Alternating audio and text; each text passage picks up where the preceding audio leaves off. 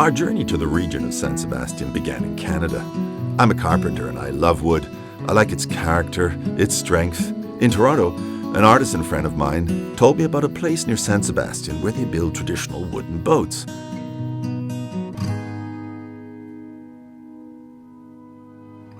And so we traveled to Europe, looking forward to one thing in particular, visiting Albaola, a traditional shipyard nestled in a narrow fjord in Pasajes de San Pedro.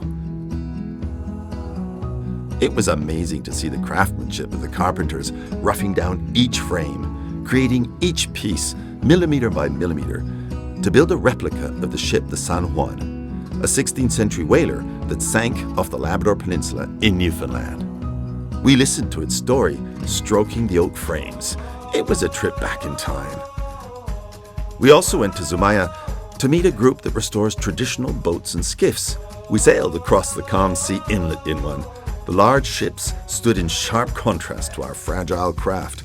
Afterwards, we visited their workshop and imagined those vessels chasing the huge whales spotted from the lookout points. They also told us about the iron tradition in Gipuzkoa. And so we decided to go to the Valley of Iron, Legazpi, Urechu, Zumarraga, to visit a medieval ironworks. We were surprised how technology was used at that time. Water, fire, and iron. The forgers gave us a chistorra sausage brochette with a taste of history.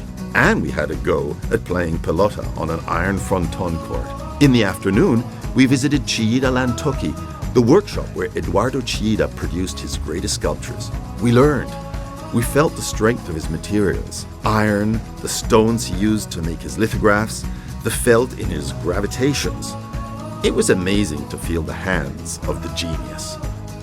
On the way back to our country guest house, we called in at a cheese factory where they make Idiazabal designation of origin cheese, with milk from their own sheep. My kids loved it, and we did too.